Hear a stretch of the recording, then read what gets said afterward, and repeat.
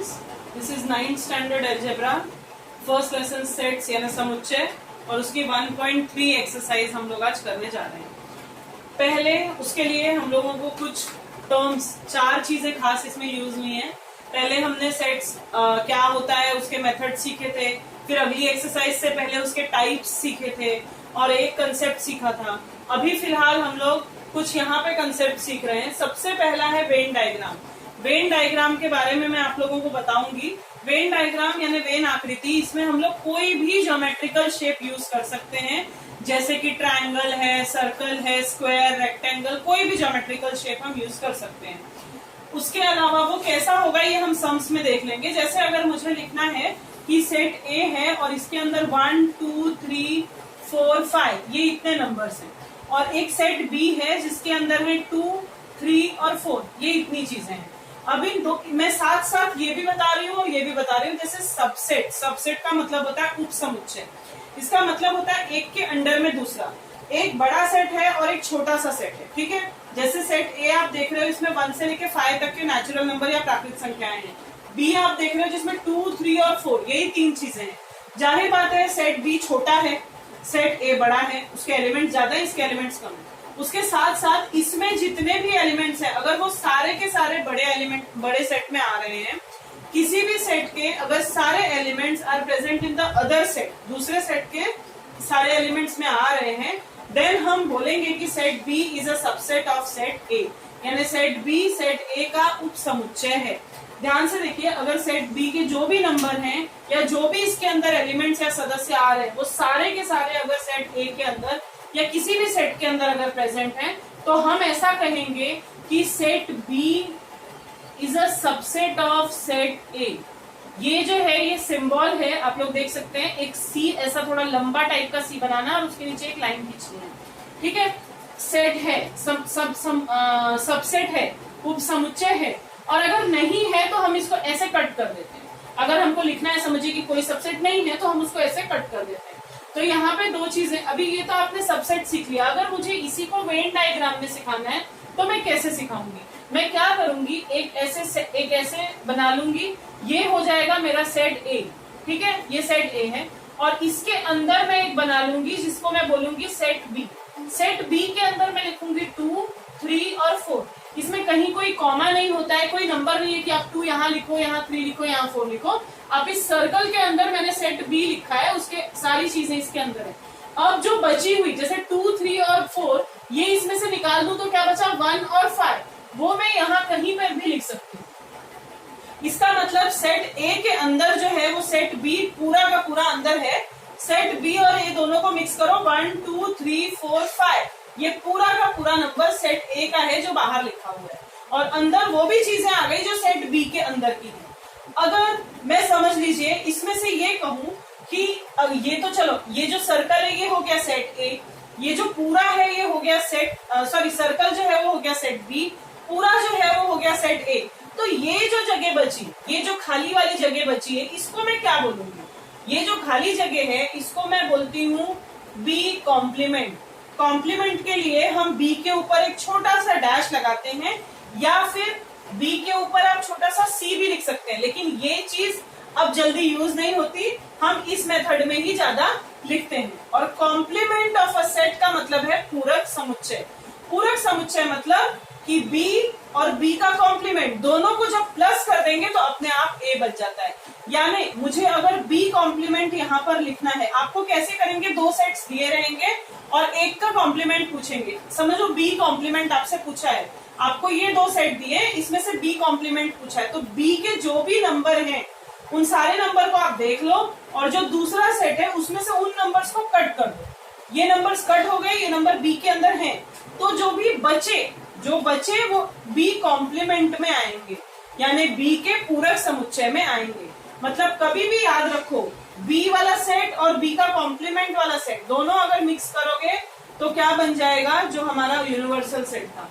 अब हम आ रहे हैं यूनिवर्सल सेट के ऊपर। यूनिवर्सल सेट का मतलब क्या होता है, जो भी सबसे बड़ा सेट होता है, सबसे बड़ा, आपके क्वेश्चन में जो सबसे बड़ा सेट होगा, आपके क्वेश्चन का जो सबसे बड़ा सेट है जिसके अंदर बाकी के सारे सेट के एलिमेंट्स अगर उसके अंदर प्रेजेंट हैं, तो उसको हम लोग बोलेंगे क्या, विश्व समुच्चय या फिर यूनिवर्सल सेट। यहाँ पे जो ए था ना वो आपका था यूनिवर्सल सेट। थोड़ा सा कंफ्यूजन होगा पर ध्यान देके समझेंगे तो कोई दिक्कत नहीं होगी। मैंने यहाँ पे एग्जाम्पल के लिए 2 सेट लिए थे, ए और बी। ए सेट के अंदर 1 से 5 तक के नंबर थे, बी सेट के अंदर 2, 3 और 4 नंबर थे।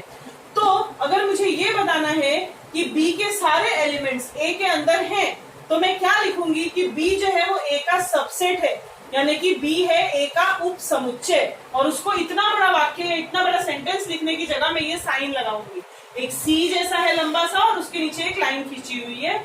ये है साइन है, ये सिंबल है, सूचक है ये किसका, सबसेट का। और अगर समझो सबसेट नहीं है तो हम उसी को ऐसे करके कट कर देते हैं, ठीक है।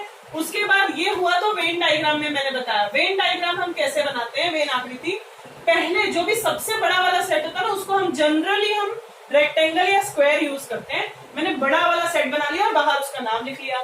फिर अंदर बी वाला जो था, एक सर्कल में मैंने बी की सारी चीजें लिखी, 2, 3 और 4। अब ए के अंदर ही बी भी आ गया है, तो बी के अलावा जो चीजें बची हैं वो 1 और 5 वो मैंने बाहर लिख लिया। यानी ए के अंदर 1, 2, 3, 4, 5 सब है, बी के अंदर 2, 3 और 5 है। और ये जो बीच की बची हुई जगह है या बीच के जो बचे हुए नंबर्स हैं उसको हम लोग बोलते हैं कॉम्प्लीमेंट, बी कॉम्प्लीमेंट, यानी बी का पूरक समुच्चय। या फिर बी के ऊपर डैश लगा दो या बी के ऊपर सी लिख दो।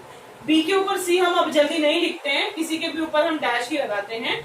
और उसको हम लिखते कैसे हैं, बी का सबसेट अगर मैंने निकाला है तो मैं बी के जो भी एलिमेंट्स हैं वो जो हमारा यूनिवर्सल सेट है यानी कि विश्व समुच्चय जो है उसमें से कट कर दूंगी और बाकी जो बचेगा वो बी का कॉम्प्लीमेंट होगा। ये प्रैक्टिस करते करते धीरे धीरे समझ में आ जाएगा। अभी हम लोग एक्सरसाइज पे आते हैं। 1.3 हम लोग स्टार्ट करने जा रहे हैं, तो थोड़ा सा ध्यान दीजिए यहाँ पे। सबसे पहले 1.3 में क्वेश्चन नंबर 1 जो है वो है, हमको ए दिया हुआ है जिसके अंदर हमको एक सेट दिया हुआ है ए, जिसके अंदर दिया है ए, बी, सी, डी और ई, ओके। और हमको दूसरा सेट दिया है बी जिसके अंदर दिया है C, D and E and F, okay. और सी दिया हुआ है एक सेट जिसके अंदर लिखा है बी और डी, ये 2 एलिमेंट्स हैं। देन डी भी एक सेट है और उसके अंदर है ई और ए, ये 2 हैं। टोटल 4 सेट हम लोगों को दिए हुए हैं और हमसे कुछ ट्रू फॉल्स टाइप के सेंटेंसेस पूछे हुए हैं कि बताओ ये स्टेटमेंट सही है कि गलत है। अब इसको पहले हम एनालाइज कर लेते हैं, थोड़ा सा देख लेते हैं। ए जो है जाहिर बात है सबसे बड़ा सेट दिख रहा है, सबसे बड़े सेट के अंदर ए, बी, सी, डी, ई सारा कुछ प्रेजेंट है। बी के अंदर सी, डी, ई और एफ ये सारी चीजें हैं, यानी हमको क्लियर दिखाई दे रहा है कि बी के अंदर जो भी चीजें हैं वो ए के अंदर प्रेजेंट है, ठीक है। तो इसका मतलब बी जो है वो ए का सबसेट हो गया। यही जो स्टेटमेंट्स है ये हमको प्रूव करना है। तो पहला जो स्टेटमेंट दिया है वो है C is a subset of B. हमको ये बताना है कि क्या सी, देखो ऐसा जब लिखा रहेगा ना तो पहला वाला सेट छोटा होता है, दूसरा वाला सेट बड़ा होता है, ठीक है। तो सी पहले ढूंढो, सी में क्या है, बी और डी। क्या इसकी सारी चीजें बी के अंदर प्रेजेंट है, क्योंकि सी छोटा होगा। बी और डी, इसके अंदर बी और डी प्रेजेंट है क्या, नहीं। डी तो दिखाई दे रहा है पर बी नहीं दिखाई दे रहा है। इसका मतलब ये स्टेटमेंट क्या हो गई है, फॉल्स है, ये गलत स्टेटमेंट है, क्योंकि बी, सी जो है वो बी का सबसेट या उपसमुच्चय नहीं है। दूसरा जो हमसे स्टेटमेंट पूछ रहे हैं वो है A is a subset of D. ध्यान से देखना, A is a subset of D का मतलब होता है ए छोटा है और बी बड़ा है। ऊपर देखकर ही हमारी समझ में आ जाएगा कि ए बड़ा है और डी छोटा है। ए की सारी चीजें डी के अंदर कहाँ आ रही है, नहीं आ रही है। इसका मतलब ये स्टेटमेंट भी क्या हो गई है, फॉल्स हो गई है। देन थर्ड के ऊपर हम जा रहे हैं। थर्ड जो दिया है it is D is a subset of B. अब ध्यान से देखो, डी और बी में से डी छोटा होना चाहिए, बी बड़ा होना चाहिए। डी की चीजें देखो जरा, ए और ई, क्या ये बी के अंदर प्रेजेंट है, ई तो है बट ए नहीं है।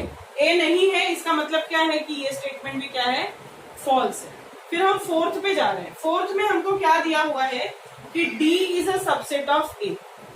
इस पे जरा कॉन्सेंट्रेट कीजिए। जाहिर बात है D is a subset of A दिया है, यानी डी छोटा ए बड़ा। पहले डी को देखते हैं, डी के अंदर है ए और ई, छोटा तो है। ए को देखो, ए और ई अगर ए के अंदर है, ए भी है और ई भी है, इसका मतलब D is a subset of A, ये एक ट्रू स्टेटमेंट है। तो हम यहाँ पे क्या लिखेंगे, ट्रू है, यानी कि सत्य है। अगला हम देख रहे हैं 5वां, जहां हमको दिया है B is a subset of A. अब हमको देखना है कि अब B is a subset of A, यानी B छोटा A बड़ा। पहले B पे जाते हैं। B के अंदर C D E F, फिर देखते हैं A के अंदर वो सारी चीजें हैं क्या, C D E है, लेकिन F है क्या, नहीं है। इसका मतलब B is not a subset of A, that means this statement is false। Okay, then हम लास्ट है इसका सिक्स्थ वाला, उस पे जा रहे हैं। सिक्स्थ में दिया है C is a subset of A। जाहिर बात है C is a subset of A, इसका मतलब C छोटा है A बड़ा है। देखते हैं C बहुत छोटा है, B और D है। अब देखते हैं B और D A के अंदर है क्या, B और D A के अंदर है, यानी कि C is a subset of A is a true statement। ये बहुत आसानी से हमको मिलेगा। हमको रीजन जो लिखने हैं बहुत छोटे छोटे लिखने हैं, हमको सिंपल सा लिखना है। जैसे ये ट्रू है तो हम लिखेंगे all the elements of set C are present in set A, यानी कि समुच्चय C के सभी घटक समुच्चय A में उपस्थित है, इसलिए ये सत्य है, जिसमें नहीं है उसमें उपस्थित नहीं है असत्य है, ट्रू है एंड फॉल्स है। तो क्वेश्चन नंबर 1 इस तरह से आपका पूरा हो गया। ठीक है, उसके बाद हम आ रहे हैं क्वेश्चन नंबर 2 पे। क्वेश्चन नंबर 2 जो है उसमें हमको दिया क्या है, take the set of natural numbers from 1 to 20 as universal set, यानी हमें विश्व समुच्चय यानी यूनिवर्सल सेट को हम अक्सर U बोलते हैं ना। तो U में हमको दिया है कि 20 नेचुरल नंबर्स तक लेने, 1 से लेके 20 तक, 1 2 3 4 5 6 7 8 9 10 11 12 13 14 15 16 17 18 19 एंड 20। इसको हम शॉर्ट फॉर्म में ऐसे भी लिख सकते हैं ना, 3 तक लिख के डायरेक्ट हम 20 भी लिख सकते हैं, लेकिन आप लोगों को बराबर से समझ में आए इसलिए मैंने इसके सारे नंबर्स यहाँ पे लिखे हुए हैं। ठीक है, सो ये हो गया हमारा यूनिवर्सल सेट। अब हमको कुछ सेट्स दिए, जैसे X दिया है, पहला स्टेटमेंट दिया है हमको, X में दिया है X is a set of all X such that X is a natural number and 7 less than X less than 15। अब पहले इसको समझो, क्योंकि हमको ये वेन डायग्राम में बनाकर दिखाना है। तो पहले वेन डायग्राम के लिए इस कहानी जैसा जो लिखा है इसको पहले हमको लिस्टिंग मेथड यानी कि सूची पद्धति में बनाना पड़ेगा। तो पहले हम इसका आंसर, ये इसका लिस्ट लिख लेते हैं। X जो है वो क्या है, नेचुरल नंबर यानी प्राकृत संख्या है। कौन सी संख्या है वो, 7 और 15 के बीच के नंबर्स है। ना तो 7 आएगा ना तो 15, क्योंकि इक्वल कहीं नहीं दिया है। 7 और 15 के बीच में जो नेचुरल नंबर्स है, 7 और 15 के बीच में क्या आता है, 8 9 10 11 12 13 एंड 14। ये इतने नंबर्स जो हैं वो X में आएंगे। अब हमको इसका वेन डायग्राम बनाना है, बहुत सिंपल है, ध्यान दो। क्या बनाना है, मैंने पहले कैसे बताया था, एक हम बड़ा सा रेक्टेंगल बना लेंगे जिसको हम लिख देंगे यूनिवर्सल सेट। ठीक है, उसके बाद अंदर X जो है, आप चाहो तो उसको, क्योंकि ज्यादा नंबर्स है तो छोटे से सर्कल में नहीं आएंगे, तो मैं एक छोटा सा रेक्टेंगल बना देती हूँ इसके अंदर भी, या फिर आप लोग एक सर्कल, ओवल, एक्लिप्स कुछ भी बना सकते हो। ठीक है, तो ये हो जाना है मेरा सेट X। ठीक है, X सेट के अंदर मैं ये सारी चीजें लिखूंगी। हम छोटा छोटा डॉट डाल के भी लिख सकते हैं, बिना डॉट डाले भी लिख सकते हैं। ये हो गया 8 9, थोड़ा दूर दूर लिखना है, खिचड़ी जैसा नहीं दिखना चाहिए वो, 12 13 एंड 14। ये मैंने सारे नंबर्स X वाले लिख दिए। अब यूनिवर्सल सेट में और क्या क्या चीजें थी, X वालों को छोड़ के बाकी के जो नंबर्स है वो मुझे लिखने पड़ेंगे। यहाँ 8 से 14 तक नंबर्स है, मतलब मुझे 1 2 3 4 5 6 7, 8 से है यहाँ, 8 से 14 तक है, मतलब अगला 15 16 17 18 19 एंड 20। ये सारे नंबर्स यहाँ पे आ जाएंगे, यानी ये हो गया मेरा, मैं इसको ये दिखा रही हूँ कि ये X है और ये पूरा यूनिवर्सल सेट है जिसमें सारे नंबर्स आए 20 तक, बट X में सिर्फ इतने। अगर मैं यहाँ तक ही है ये सब, बट अगर आपको बोल दिया जाए कि आप X कॉम्प्लीमेंट निकालो, तो हम क्या लिख सकते हैं, 8 से 15 तक 14 तक जो नंबर्स थे उसको छोड़ के बाकी सारे नंबर X कॉम्प्लीमेंट में आ जाएंगे। समझ में आ गया होगा। तो ये फर्स्ट हो गया सम। उसके बाद इसका, ये फर्स्ट सम था, क्वेश्चन नंबर 2 का फर्स्ट था। क्वेश्चन नंबर 2 का सेकंड जो है वो भी हमको दिया हुआ है। सेकंड जो है उसमें हमको एक y दिया हुआ है। ठीक है, y is a set of all y such that y belongs to n, that is natural number, and y is a prime number. Prime number अभाज्य संख्या, मैं पहले भी बता चुकी हूँ, प्राइम नंबर्स हैं और 1 to 20 तक के प्राइम नंबर्स हैं। वापस ये कहानी दी है, पहले इसको लिस्ट या सूची पद्धति में बनाना पड़ेगा। मैं इसमें लिखूंगी प्राइम नंबर ढूंढो, 1 और 20 के बीच के प्राइम नंबर। हम पहले भी पढ़ चुके हैं, one is neither prime nor composite, यानी वन जो है वो ना भाज्य है ना अभाज्य है। उसके बाद के लेंगे हम 2, 3, 5, 7, 11, 13, 17 एंड 19। ये जो सारे नंबर्स है ये किसी के टेबल में नहीं आते, और ये ऑड नंबर है ऐसा समझ के बीच में 9 भी मत लेने लगना, क्योंकि 9 जो है वो 3 के टेबल में आता है। हमको यहाँ पे सिर्फ क्या नंबर्स लेने, प्राइम नंबर्स, ठीक है। अब ये ले लिए, वापस वेन डायग्राम बनाना है हमको। वापस से हम एक बड़ा सा यूनिवर्सल सेट बनाएंगे, जिसके लिए बाहर यू लिखेंगे, अंदर एक रेक्टेंगल, सर्कल, ओवल कुछ भी बनाएंगे, और उसके अंदर ये बाकी के नंबर्स लिखेंगे। कौन से? 2, 3, 5, 7, 11, 13, 17 एंड 19। रैंडमली लिखना है, बट देखने में ऐसा नहीं लगना चाहिए कि खिचड़ी है, बड़ा सा बना दो, ठीक है। अब बाकी जो नंबर्स बचे हैं वो मुझे यहाँ लिखने पड़ेंगे, क्योंकि ये तो सेट y था। बाकी क्या क्या बचे हैं? बाकी बचा है 1, 2 तो लिख दिया, 3 हो गया, 4 है, 5 लिख दिया है, 6 है, 7 हो चुका है, 8 है, 9 है, फिर 10 है, 11 लिखा है, फिर 12 आएगा, फिर 14 आएगा, फिर 16 आएगा, फिर 18 आएगा, और फिर 20 आएगा। यानी ये सारे नंबर्स जो है ये क्या है? y कॉम्प्लीमेंट है। ये मैं नॉलेज के लिए बता रही हूँ, सिर्फ y कॉम्प्लीमेंट, यानी y के अंदर के जितने नंबर्स हैं उसको इसमें से कट कर देंगे तो हमको y कॉम्प्लीमेंट मिल जाएगा। तो ये हो गया आपका क्वेश्चन नंबर 2। अब क्वेश्चन नंबर 3 पे आते हैं हम लोग।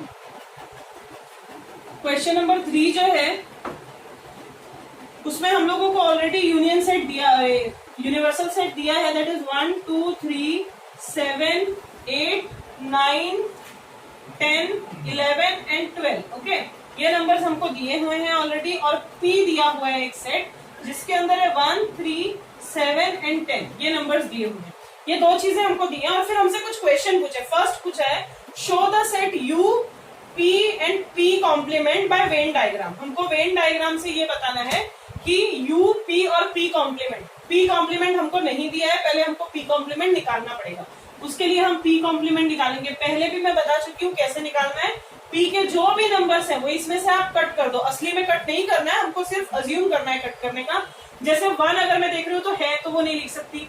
1, 3, 7, 10। ओके, 1, 3, 7, 10 इसको मैंने कट कर दिया, तो क्या बचा मेरे पास? 2, then 8, then 9, then 11 and 12। ये नंबर्स मेरे पास बचे हैं, ठीक है। तो ये मेरा P कॉम्प्लीमेंट हुआ। अब मैं इसको ड्रॉ कैसे करूंगी? ड्रॉ करने के लिए अगेन मैं एक यूनिवर्सल सेट के लिए बड़ा सा रेक्टेंगल बना दूंगी। ये U हो गया, अंदर एक छोटा सा सर्कल या रेक्टेंगल कुछ भी बना दूंगी, जो मेरा हो गया क्या? P हो गया, ठीक है। P में मैं क्या क्या लिख दूंगी? P में क्या था? 1, 3, 7 एंड 10। अब जो बची हुई चीजें हैं वो मैं लिख रही हूँ 2, 8, 9, 11, 12। अब ध्यान से देखो, सारे नंबर होंगे इसमें। 1, 2, 3 ये सारे हो गए। 7, 8, 9, 7, 8, 9, then 10, 11, 12 is 10, 11 and 12. So this one was P complement। यहाँ पे पूछा है इसलिए मुझे P complement लिखना पड़ेगा। यहाँ पे कहीं पे भी P complement आप लिख सकते हो। ये यूनिवर्सल सेट है, ये अंदर P था और ये P complement का सेट है। तो ये पहला क्वेश्चन था जो इसका, उसका आंसर हुआ। हमसे इसी में दूसरा एक सब क्वेश्चन भी पूछा है कि हमको प्रूव करना है। प्रूव क्या करना है? दैट वेरीफाई P complement का कॉम्प्लीमेंट, यानी P कॉम्प्लीमेंट इसका complement is equal to P। देखो P कॉम्प्लीमेंट तो हमको मिल गया है। अब इसका कॉम्प्लीमेंट निकालने का मतलब क्या होता है? मैं इस नंबर को इसमें से कट करूंगी। जब मैं इस नंबर को इसमें से कट करूंगी तो मेरे पास फिर यही नंबर बचेंगे 1, 3, 7 और 10। अगर सपोज देखो 2, 8, 9, 11 मैंने कट कर दिया, ठीक है। 2, 8, 9, 11 तो मेरे पास, और 12 भी। ओके, तो मेरे पास क्या नंबर बचे वापस? 1, 3, 7 एंड 10 जो ऑलरेडी मेरे पास P में थे। यानी अगर मैं P कॉम्प्लीमेंट का कॉम्प्लीमेंट निकालती हूँ, दैट इज P कॉम्प्लीमेंट का अगर मैंने कॉम्प्लीमेंट निकाला तो मुझे कौन से नंबर्स मिले? 1, 3, 7 एंड 10। 1, 3, 7 एंड 10। लेकिन ऑलरेडी 1, 3, 7, 10 कहाँ थे? P में। यानी P कॉम्प्लीमेंट का complement is equal to the set P। This is verified. तो ये क्वेश्चन नंबर आपका हो गया 3। क्वेश्चन नंबर 4 जो है वो एक मार्क के लिए आने वाले क्वेश्चन है, या 2 मार्क के लिए भी पूछ सकते हैं अभी तुम लोगों को, कि एक सेट दिया हुआ है A और उसके अंदर है कुछ एलिमेंट्स है 1, 3, 2 एंड 7। ओके, और हमको पूछा है then write any 3 subsets of A।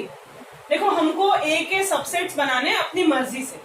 Subsets में मैंने बताया कि कोई भी ऐसे नंबर्स आ सकते हैं जो इनमें प्रेजेंट हो। एक और थिंग जो हमने पहले नहीं पढ़ी थी वो है ये जो नल सेट होता है ना, नल सेट यानी रिक्त समुच्चय जो हमने कल पढ़ा था, ये सभी का सबसेट होता है। यानी किसी भी सेट का सबसेट लिखूंगी, किसी भी समुच्चय का उप समुच्चय लिखने के लिए मैं नल सेट लिख सकती हूँ। यानी मैं अगर इसका सबसेट लिखना चाहूंगी तो मैं लिखूंगी सबसेट्स ऑफ ए। देखो हमसे तो पूछा है सिर्फ कितने, 3 पूछे, हम जितने चाहे उतने लिख सकते हैं। आर हम लिखेंगे पहला नल सेट भी लिख सकते हैं, फिर पहला लिखते हैं जिसमें 1 हो सिर्फ, फिर जिसमें सिर्फ 2 हो, फिर जिसमें सिर्फ 3 हो, फिर जिसमें सिर्फ 7 हो। फिर मैं 2-2 का भी ग्रुप बना सकती हूँ, लाइक 1 and 2, लाइक 1 and 3। मैं ऐसे बहुत सारे सबसेट्स बना सकती हूँ, ठीक है। फिर मैं लिख सकती हूँ 1 and 7 भी आ सकते हैं। फिर और आ सकता है कौन सा, 2 और 3 और 7 आ सकता है, देन 2 और 7 आ सकता है। ये 2-2 के हो गए। फिर मैं 3-3 के भी बना सकती हूँ, लाइक 1, 3 and 2 आएगा एक में, फिर 3, 2 और 7 आएगा एक में, ऐसा। और एंडिंग में मैं वापस भी ये चीज लिख सकती हूँ, क्योंकि according to the rule each set is the subset of itself. मतलब खुद ए भी ए का सबसेट हो सकता है, और स्टार्टिंग में एम्प्टी सेट और एंडिंग में ये सेट, उसके बीच में आप कोई भी 3 आप कोई भी सबसेट्स लिख सकते हैं। देन हम लोग क्वेश्चन नंबर 5 पे जा रहे हैं। क्वेश्चन नंबर 5 में कुछ नाम दिए, मैं सिर्फ उन नामों को लिख रही हूँ। हमको पी सेट दिया है जो है पुणे, ठीक है। दूसरा हमको दिया हुआ है सेट एम जो है मध्य प्रदेश। फिर उसके बाद अगला सबसेट मुझे दिया हुआ है आई जो है इंदौर। उसके बाद मुझे दिया है बी जो है इंडिया, भारत के लिए शायद बी दिया हुआ है। और अगला है एच यानी कि महाराष्ट्र। महाराष्ट्र इसलिए एच दिया है क्योंकि ऑलरेडी हमने एम ले लिया है एमपी के लिए। ये हमको कुछ नाम दिए हैं। अब हमको पूछा है कि right the subset relationship between the sets. ये क्वेश्चन नंबर 5 का पहला है, ठीक है।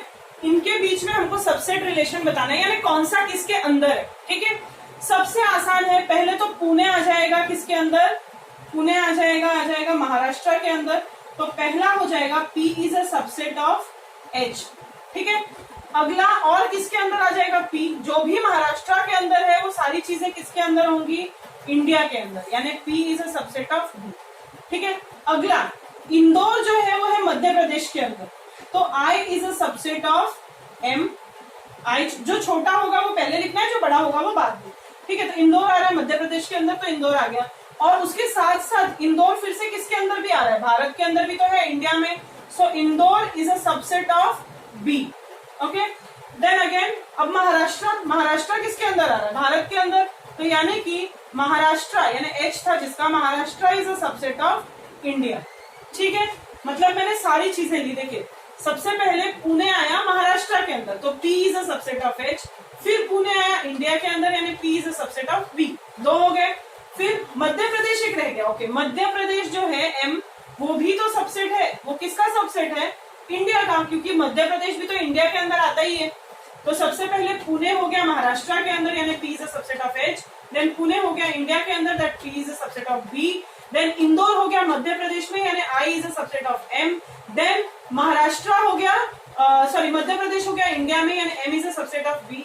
Also I is a subset of H and P is a subset of B। यानी P जो है यानी पुणे, वो भी तो इंडिया के अंदर आ ही रहा है, और जो ये इंदौर है वो भी इंडिया के अंदर आ ही रहा है। यानी सारे के सारे इंडिया में तो आएंगे, यानी हर कोई B का सबसेट तो होना ही है, उसके अलावा बाकी उनके लोकेशन के हिसाब से है। यानी इंदौर जो है वो मध्य प्रदेश का भी सबसेट होगा, इंदौर इंडिया का भी सबसेट होगा, मध्य प्रदेश इंडिया का सबसेट होगा, महाराष्ट्र इंडिया का सबसेट होगा, उसके अलावा पुणे भी इंडिया का सबसेट होगा। तो इस तरह से बहुत सारे सबसेट रिलेशनशिप इसमें निकलेंगे, तो वो सारा कौन सा किसके अंदर आया वो लिखना है, ठीक है। देन इसी में हमको एक क्वेश्चन नंबर 2 भी पूछा है। क्वेश्चन नंबर 2 में हमको पूछा है, क्वेश्चन नंबर 2 हमको पूछा हुआ है which set can be the universal set of the above sets। जितने भी ये सेट दिए इसमें से यूनिवर्सल सेट यानी विश्व समुच्चय कौन सा होगा, ऑब्वियसली सेट इंडिया होगा, ठीक है। सेट बी, सेकंड का आंसर आएगा set B is the universal set, क्योंकि इसी के अंदर बाकी सारी चीजें आ रही हैं।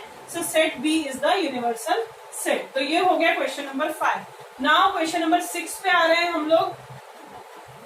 क्वेश्चन नंबर 6 जो है उसमें हमको पूछा है कुछ सेट्स हमको दिए हुए हैं, ठीक है। ए दिया है सेट ऑफ मल्टीपल ऑफ 5, ठीक है।